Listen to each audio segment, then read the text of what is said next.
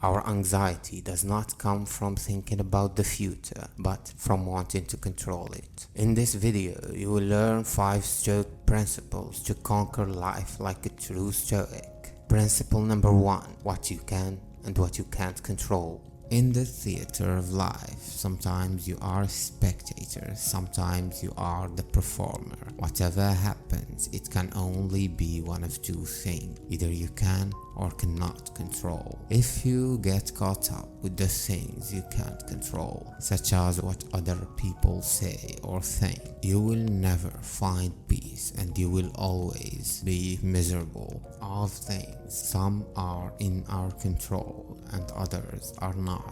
The things in our control are opinion, pursuit, desire, aversion, and, in a word, whatever are our actions. Not in our control, our body, property, reputation, and, in a word, whatever are not our actions. Knowing that you are responsible for your reactions, you will see that death is not terrible. Rather, what is terrible is the judgment that death is terrible. Whoever insults you did not insult you, but what insulted you is your judgment that it was an insult. Do not tell yourself that certain things are necessary and they will no longer be. Remember then that if you think the things which are by nature slavish to be free, and the things which are in the power of others to be your own, you will be hindered, you will lament, you will be disturbed. Practice saying to every harsh appearance, you are only an appearance and in no manner what you appear to be. And if it relates to anything which is not in your power, be ready to say that it does not concern you. Never try to be better than someone else. Always learn from others, and never cease trying to be the best you could be. That's under your control. And if you get too engrossed and involved and concerned in regard to the things over which you have no control, it will adversely affect the things over which you have control. Stoicism principle number 2. The present moment is all you have. We have on this earth a life worth living, or rather in this moment, if you wish to say. A Stoic does not concern himself with remembering the past, whether in triumph or sadness and regret. Neither he think and distract himself with the potential future that may or may not even come. The moment you realize you only have the present moment to live, only then, said the Stoics, you will see that you have been wasting your life so far. Stoicism principle number 3. All humanity are brothers. According to Seneca, the founder of Stoicism, all humans are brothers, having things in common.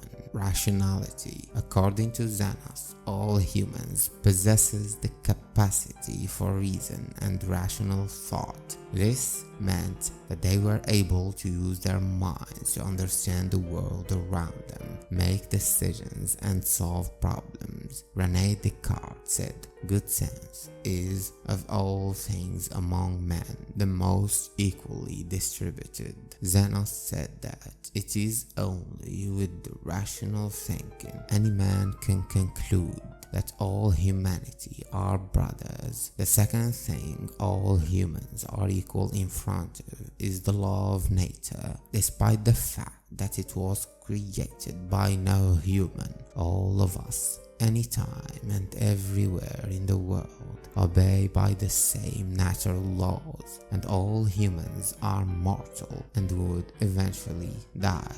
Markus Aurelius says, all things are interwoven with one another, a sacred bond unites them. There is scarcely one thing that is isolated from one another. Everything is coordinated, everything works together in giving form to the one universe. For all the things we have in common, all humans are brothers, and identifying the brotherhood of all humanity gives you a relief, knowing that loving others, no matter how different they are, also means loving yourself. Stoicism principle number 4. When you are offended. Epictetus, the Stoic philosopher who was an actual slave, says, when you are offended at any man's fault, turn to yourself and study your own failings. Then you will forget your anger. When the actions of other people hurt us, we usually feel offended or angry, thinking that if it was me, I wouldn't have done that. This attitude often is a result of an inflated pride. In situations of this sort, it is crucial to examine ourselves and look back at our past deeds we are ashamed of. Doing this, we'll realize the reason of what have made us angry. It is the common humanity we share.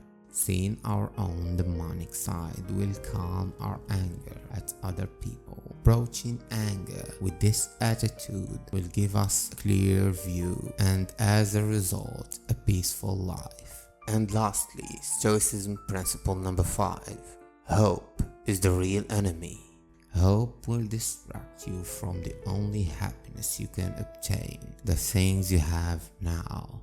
The Stoics saw that hope is a dangerous and irrational emotion to have that will make you expect the uncertain future to deliver on your dreams, when in fact much more worse things might happen. In that case, hope will only make it hit harder. Counting on the chaos of the world and other people to behave as you hope means giving the leash of your happiness and inner peace to external events. And that, my friend, is the exact definition of foolishness. Don't hope that events will turn out the way you want. Welcome events in whichever way they happen. This is the path to peace. Chrysippus, one of the fathers of Stoicism, was walking home one day when he saw a donkey eating figs from his fig tree. In response, he reportedly said, "Now give the donkey a drink of a pure wine to wash down the figs." When the donkey got drunk, it was to Chrysippus so funny that he started laughing hysterically. He laughed so hard his heart stopped and he collapsed dead on the spot. When life comes to an end, as every Stoic would be prepared for, I think to myself, there is no better death I could wish for. If you want to know the Stoic skill that will make you attractive AF, watch this video. Le bonheur, après tout, est une activité originale aujourd'hui. La preuve est qu'on a tendance à se cacher pour l'exercer, à y voir une sorte de balai rose dont il faut s'excuser.